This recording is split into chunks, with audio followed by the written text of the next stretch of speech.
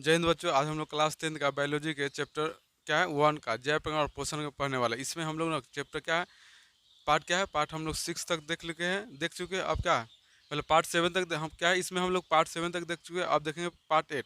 Part 8 में आपका क्या है, तो ग्रहणी के बारे में जाने थे। ग्रहणी किसका, छोटी आंत का भाग। हम लोग जाने थे कि छोटी आंत कितने भागों में बांटा गया, 3 भागों में। और 3 भागों पहला क्या था ग्रहणी, तो क्या है जेजुनम, और तीसरा था इलियम। तो ग्रहणी भले छोटी आंत को कितने भागों, 3 भागों में बांटा गया। 3 भागों में बांटा गया। छोटी आंत जो होता है ना, छोटी आंत आहार नाल का सबसे लंबा भाग है। ये कैसी होती है, बेलनाकार होती है। कैसी होती है, बेलनाकार होती है। तो याद रखिए आहार नल क्या है, बोले छोटी आहार नल का सबसे लंबा भाग है। तो उसमें हम लोग देखे थे 3 भाग, ग्रहणी, जेजुनम और इलियम। आहार न बोले छोटी आंत की लंबाई ना विभिन्न जंतुओं में भिन्न भिन्न के होते हैं, मतलब अलग अलग जंतुओं में अलग प्रकार की होती है। क्या है कि आहार नल की लंबाई ना क्या होता है आपका, मांसाहारी की अपेक्षा शाकाहारी का बड़ा होता है। तो चलिए देखिए क्या आपका है ग्रहणी। ग्रहणी में हम लोग देखेंगे, ग्रहणी छोटी आंत का पहला भाग कौन भाग है, ग्रहणी छोटी आंत का पहला भाग है जो अमाशय के पाइलोरिक भाग के ठीक बाद शुरू होता है। यह प्रायः सी आकार का होता है। इसमें 2 नलिकाएं होती है। पहला होता है अग्न्याशय वाहिनी तथा मूल पित्तवाहिनी। क्या होता है, पहला होता है अग्न्याशय वाहिनी तथा मूल पित्तवाहिनी हो जाएगा आपका। तो याद रखिएगा ग्रहणी क्या है, ग्रहणी छोटी आंत का पहला भाग है जो अमाशय के पाइलोरिक भाग के ठीक बाद शुरू होता है। यह प्रायः सी आकार का होता है। इसमें 2 नलिकाएं होती है। कितनी नलिकाएं होती है, 2 नलिकाएं होती है। अब बोला है अग्न्याशय वाहिनी तथा मूल पित्तवाहिनी। देखिए इसमें हम लोग देखेंगे ना, तो आपका हो गया 2 भाग में बांटा है। तो कौन है, अग्न्याशय वाहिनी और मूल पित्त। याद है ग्रहणी भी कितने भाग में, 2 भागों में बांटा है। अगला आपका है जेजुनम। क्या है, जेजुनम। तो जेजुनम छोटी आंत का मध्य भाग है, मतलब मध्य भाग मतलब बीच का। जेजुनम क्या है, बीच का भाग है आपका। अब बोला इलियम। तो इलियम आपका छोटी आंत का अधिकांश भाग इलियम होता है। इस भाग में भोजन का अंतिम रूप से पाचन समाप्त होता है। याद है छोटी आंत में भोजन का पाचन समाप्त होता है, लेकिन छोटी आंत का ही भाग क्या है, इलियम। तो इलियम में लास्ट में भोजन का पाचन क्या समाप्त होता है। तो यार छोटी आंत का अधिकांश भाग इलियम होता है। इस भाग में भोजन का अंतिम रूप से पाचन समाप्त होता है। तो इलियम देखिए छोटी आंत में भोजन का पाचन होता है। इस छोटी आंत के 3 भाग है। पहला क्या है ग्रहणी, जेजुनम, इलियम। तो इलियम में आपका भोजन का क्या होता है, पूर्ण रूप से भोजन का पाचन कहाँ समाप्त होता है, तो आपका इलियम में। अब बोला है यकृत। क्या है, तो यह शरीर की सबसे बड़ी ग्रंथि, भार करीब कितना 1.5 की। तो यकृत का भार क्या, याद रखिएगा 1.5 kg भार किसका होता है, यकृत का। मतलब 1.5 किलो वजन होता है किसका, यकृत का। लीवर का, हम लोग का जो लीवर होता है ना, लीवर, लीवर एक इंग्लिश में बोलते हैं इसको लीवर। तो लीवर का जो भार होता है ना, कितना होता है 1.5 kg, मतलब 1.5 kg। कितना होता है आपका 1.5 kg।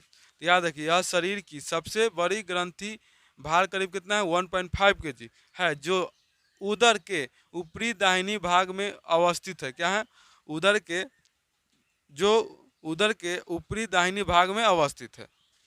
तो याद है इसका भार आपको पूछता है एग्जाम में कि यकृत। याद रखिए इस सबसे बड़ी ग्रंथि, देखिए आहार नल का सबसे लंबा भाग छोटी आता है, लेकिन सबसे बड़ी ग्रंथि बोलेगा ना, ग्रंथि में तो यकृत, लीवर आएगा, ग्रंथि में क्या आएगा, लीवर। और आहार नल का सबसे लंबा भाग में क्या आएगा, छोटी आंत। क्या होता है, नाम छोटी है लेकिन क्या होता है, बड़ा होता है वो। तो यकृत क्या है, लीवर क्या है, आहार नल की सबसे बड़ी ग्रंथि है। तो यह शरीर की सबसे बड़ी ग्रंथि है। करीब भार कितना 1.5 kg है, जो उदर गुहा के ऊपरी दाहिनी भाग में अवस्थित होता है। अगला क्या आपका, यकृत कोशिकाओं से पित्त का स्त्राव होता है। स्त्रावित पित्त का संचय पित्ताशय नामक एक छोटी थैली जैसी रचना होती है। मतलब बोल रहा है आपका यकृत कोशिकाओं से पित्त किसका होता है, यकृत कोशिकाओं से पित्त का स्त्राव होता है। स्त्रावित पित्त का संचय पित्ताशय नामक एक छोटी थैली जैसी रचना में होती है। अगला बोला है यकृत में कई छोटी छोटी नलिकाएं निकलती है। यह नलिकाएं पित्ताशय से निकलने वाली नलिका को साथ जुड़कर एक मूल पित्तवाहिनी बनाती, क्या बनती है, एक मूल पित्तवाहिनी का निर्माण करती है। तो याद अब क्या है, पित्त के निम्नलिखित 2 मुख्य कार्य, पित्त का ना 2 मुख्य कार्य। उसके बाद पहला क्या आपका, पित्त अमाशय से ग्रहणी में आए अम्लीय कायम की अम्लीयता को नष्ट कर उसे क्षारीय बना देता है, ताकि अग्नाशय से रस से एंजाइम उस पर क्रिया कर सके। देखिए पित्त क्या करता है, अम्लीयता जब बढ़ जाता है तो उसको क्या करता है, अम्लीयता को कम करा क्या करता है, क्षारीय बनाता है। क्या करता है, क्षारीय बनाता है, क्षारीय बनाता है, क्षारीय बनाता है, बना देता है, ताकि अग्न्यास क्या है, अग्न्याशयी रस उस अग्नाशय रस के एंजाइम उस पर क्रिया कर सके। अगला है पित्त लवणों की सहायता से भोजन के वसा का विखंडन तथा पायसीकरण होता है ताकि वसा से तोड़ने वाली एंजाइम उस पर आसानी से क्रिया कर। देखिए लवणों क्या करता है, भोजन क्या बोला है आपका, तो पित्त लवणों की सहायता से भोजन के वसा का क्या करता है, भोजन की वसा का विखंडन करता है तथा पायसीकरण होता है ताकि वसा को तोड़ने वाली एंजाइम क्या है उस पर आसानी से क्रिया कर सके। तो इसको आप लोग याद रखिएगा कि पित्त लवणों की सहायता से भोजन के वसा का क्या करता है, विखंडन मतलब तोड़ता है, क्या करता है, तोड़ता है तथा पायसीकरण क्या करता है, पायसीकरण होता है ताकि वसा को तोड़ने में एंजाइम उस पर आसानी से क्रिया कर सके। तो ये आपका था एक रीत का कार्य या पित्त का कार्य। अब देखें, चलिए अगला देखते हैं। देखिए अगला क्या आपका, अगला है आपका अग्नाशय। क्या है, अग्नाशय। तो बोला है अमाशय के ठीक नीचे तथा ग्रहणी को घेरे पीले रंग की एक ग्रंथि होती है जो अग्नाशय कहलाते हैं। बोला है कि अग्नाशय क्या होता है, बोला अमाशय के ठीक नीचे क्या होता है, अमाशय के ठीक मतलब पेट के ठीक नीचे, अमाशय के ठीक नीचे तथा ग्रहणी को घेरे पीले रंग की एक ग्रंथि होती है जो अग्नाशय कहलाती है। बोला आपका अग्नाशय में अनेक पतली पतली नलिकाएं होती है जो आपस में जुड़कर एक बड़ी अग्नाशी वाहिनी बनाती है। क्या होता है, बोला अग्नाशय में अनेक पतली पतली नलिकाएं होती है जो आपस में जुड़ क्या होता है, आपस में जुड़कर एक बड़ी अग्नाशयी वाहिनी बनाती है। क्या होता है, पतली पतली नलिका में क्या जुड़ कर आपस में क्या होता है, अग्नाशयी वाहिनी बनाती है आपका। तो देखिए इसका ना जो इसमें जो क्रिया होता है उसके बारे में चलिए हम लोग देखते हैं, नीचे किताब में से दिखाते हैं आपको। चलिए देखिए क्या आपका, देखिए बोला है अग्नाशय में हम लोग तो देखिए अग्नाशय में कैसे होता है जो क्रिया होता है। बोला है कि अग्नाशय रस में एंजाइम भोजन के अवयवों को इस प्रकार से क्रिया करते थे। किस प्रकार से क्रिया करते थे, बोला है एमाइलेस। क्या बोला है आपका, एमाइलेस स्टार्च एवं ग्लाइकोजेन सभी अभिक्रिया करे क्या बनाते हैं, माल्टोज। क्या बोलते हैं, माल्टोस। क्या बोलते हैं, माल्टोस। अगला बोल रहा लाइपेस। क्या है, लाइपेस इमल्यूसिकृत वसा अभिक्रिया क्या, वसा अम्ल। और अगला आपका न्यूक्लियस प्लस में न्यूक्लिक एसिड अभिक्रिया का क्या बनाएगा,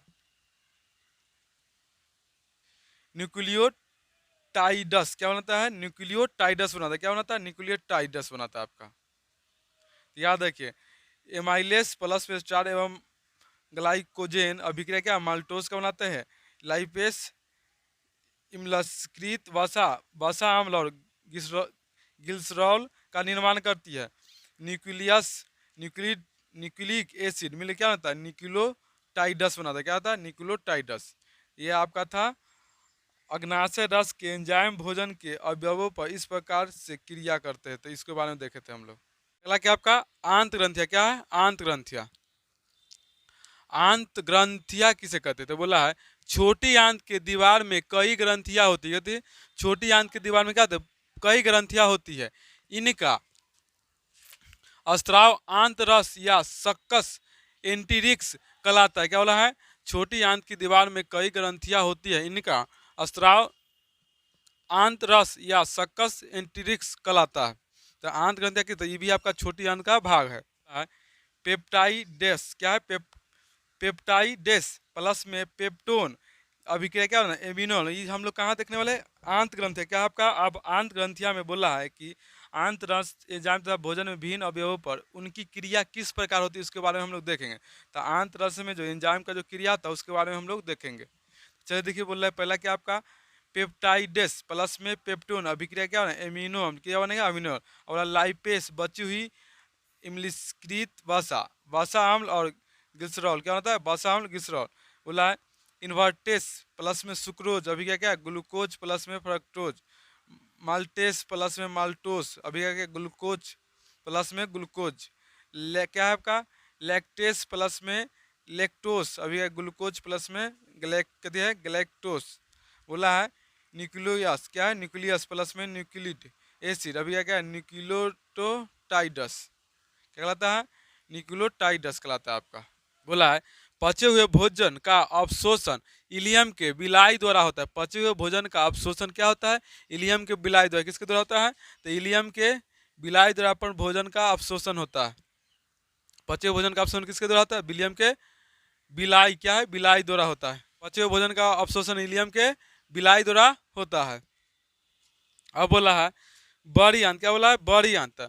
छोटी आंत आहार नाल के अगले भाग बड़ी आंत में खुलती है, मतलब छोटी आंत आहार नाल के अगले भाग किस में खुलता है?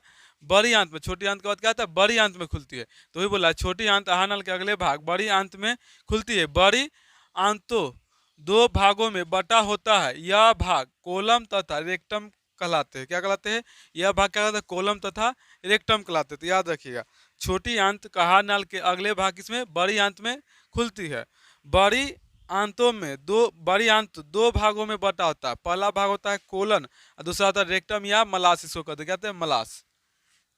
छोटी आंत तथा बड़ी आंत के जोड़ पर एक छोटी नली होती है जो सिकम कहलाती है। क्या कहते हैं? देखिए, छोटी आंत और बड़ी आंत में खुलती है ना, छोटी आंत कहाँ? आगे जाके बड़ी आंत में खुलती है। तो छोटी आंत और बड़ी आंत के जोड़ होता है ना, जहाँ मिलता है, जोड़ पर एक छोटी नली होती है जो सिकम, क्या कहता है? सिकम कहलाता है। क्या कहलाता है? सिकम। तो याद रखिए, सिकम किसे कहते हैं? तो छोटी आंत और बड़ी आंत के जोड़ पर एक नली होता है जिसे हम लोग क्या कहते हैं? सिकम कहते हैं। अब बोला है कोलन तीन भागों में बटा होता है। कितने भागों में? कोलन तीन भाग। पहला है ऊपरीगामी कोलन, दूसरा है अनुप्रस्थ कोलन और तीसरा है अधोगामी कोलन। क्या है? तो ऊपरीगामी कोलन, अनुप्रस्थ कोलन, अधोगामी कोलन। अब आपका लास्ट टॉपिक है अधोगामी कोलन रेक्टम में खुलता है। कहाँ खुलता है? रेक्टम में खुलता है, जो अंत में मल द्वार के द्वारा शरीर से बाहर खुलता है। तो देखिए, अधोगामी कोलन कहाँ खुलता है? रेक्टम में खुलता है। अंत में कहाँ खुलता है? मल द्वार के द्वारा शरीर से बाहर, क्या बाहर में खुलता है। तो शरीर के बाहर खुलने क्या, जो हम लोग का जो भी भोजन पाचन होता है छोटी आंत में, छोटी आंत से बड़ी आंत में आता है, बड़ी आंत से धीरे धीरे कहाँ? मल दो कहती है रेक्टम द्वारा। रेक्टम द्वारा क्या कहता है? मल द्वारा मतलब जो होता है ना, लैट्रिन करने का रास्ता होता है ना, उसी को हम लोग बोलते हैं मल द्वारा या रेक्टम, उसी को कहते हैं। तो उसके द्वारा शरीर से बाहर कर दिया जाता है आपका।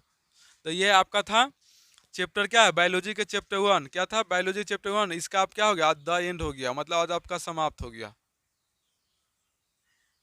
चलिए, क्या हो गया? आज आपका ये चैप्टर समाप्त हुआ। अगला चैप्टर 2 भी समाप्त है आपका, रह गया चैप्टर 3। तो चैप्टर 3 हम लोग स्टार्ट करते हैं। तो चलिए अब देखते हैं हम लोग चैप्टर 3 के बारे में देखेंगे। चैप्टर 2 समाप्त है। चैप्टर 1 इसका क्वेश्चन आंसर करिएगा आप लोग। कुछ दिन के टाइम दीजिए हमको, उसके बाद बना देंगे आपको। लेकिन आप लोग कुछ खुद से जाके बनाइए, तब देखिए तो आपको बहुत अच्छा लगेगा। आप खुद से बनाए तो आपको ना बहुत अच्छी तरह से समझ में आएगा। तो हो जाएगा द एंड। क्या हो गया? द हो गया, चैप्टर आपका समाप्त हो गया। चलिए तो देखिए क्या कीजिएगा, ये लास्ट टॉपिक था, इसको ना बहुत अच्छी तरह से पढ़ लीजिएगा और सभी को शुरू से लिख लीजिएगा और नोट्स तैयार कर लीजिएगा। आपको एग्जाम के लिए बहुत जरूरी है। जो एग्जाम में आएगा तो इसी समय से बताएंगे, जो VVI क्वेश्चन होता है वो लिखने के लिए बताएंगे आपको। तो चलिए आज का वीडियो हम लोग यहीं तक समाप्त करें। वीडियो अच्छा तो लाइक और शेयर जरूर कीजिएगा।